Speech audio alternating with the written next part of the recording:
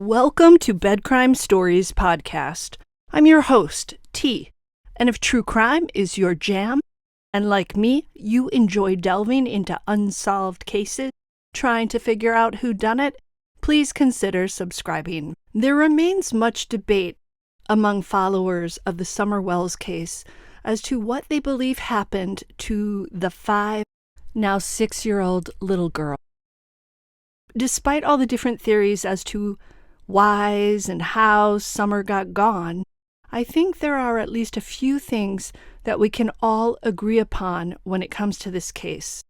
So here are my top 10 things about the case that I believe we can all agree on. 1.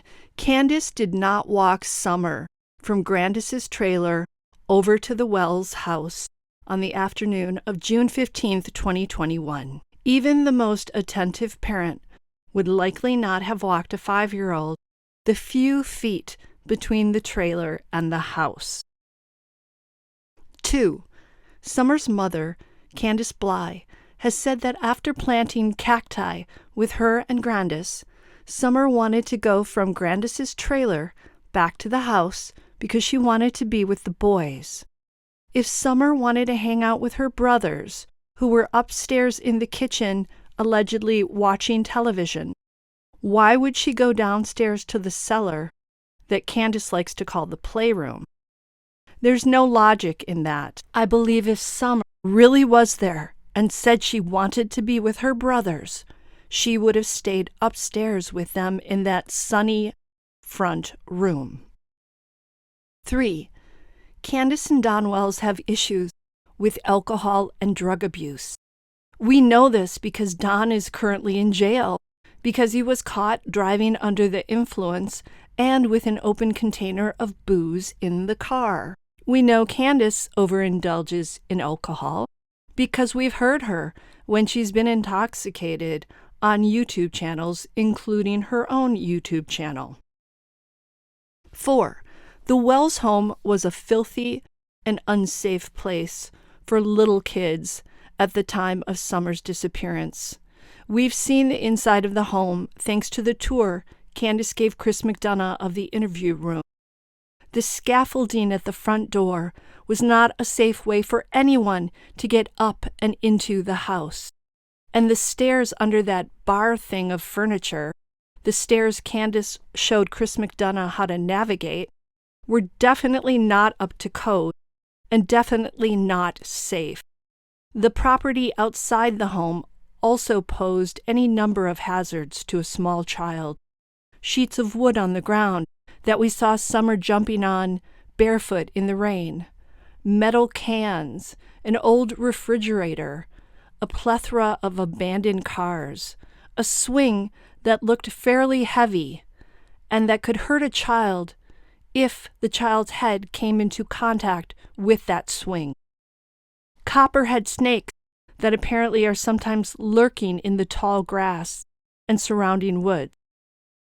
I could go on and on. 5. Don Wells is a serial offender when it comes to crime.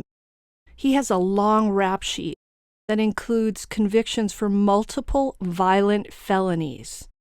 Not just felonies, people. Violent felonies. There's a difference. His convictions have been for drugs, burglaries, driving under the influence, possession of a gun as a convicted felon, and the list goes on and on and on. Included in his list of offenses is SA. And we know he's done this because he himself admitted it on a phone call with Chris McDonough of the interview room. End of story. 6. Candice Bly doesn't cry or even tear up when talking about her missing daughter, Summer. However, she easily sobs when she's on the Dr. Phil show and is confronted about what happened on June 15th, 2021, and is asked to tell all the events that occurred. She tears off her mic and she says she wants to go home. This tells me that the reason Candice doesn't cry in public about Summer is not because she's a stoic person and has learned and trained herself not to cry in front of others. She broke down into what I'd call ugly tears right there in front of a camera, knowing that the footage would be widely seen by the American public. Those were genuine tears. They came up spontaneously and they conveyed true emotion. But when Candace is talking about summer, those types of tears never seem to come up. 7. It's highly suspicious that 2 people from the same extended family have gone missing in separate incidents. 8. Something bad happened to Summer sometime in June of 2021, most likely between June 13th and June 15th. 9.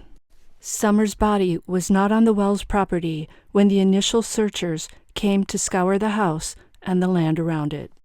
Dave Radar, who is the director of the Ohio chapter of Texas EquiSearch, a search and recovery team that was started in 2012, has said that the search done in a 2-mile radius around the property was very well organized. Rader said this in an interview he did on the YouTube channel Police Off the Cuff. Take a listen.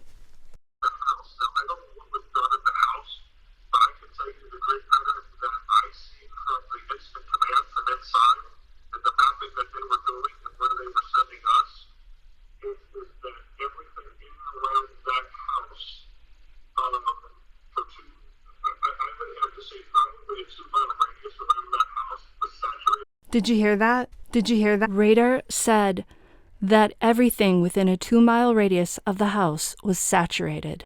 Later in that same interview, Rader said this: "There's no way in hell 1,000 people would have missed Summer in that area." End quote. 10. Don Wells and Candice Bly have lost a total of 8 children between them. 7 were removed from their care, and 1 has vanished. Why are we looking anywhere but smack straight at them? Until the next time on Bedcrime Stories. Now you know the drill. Please smash that like button, subscribe if you haven't yet done so, share, and comment.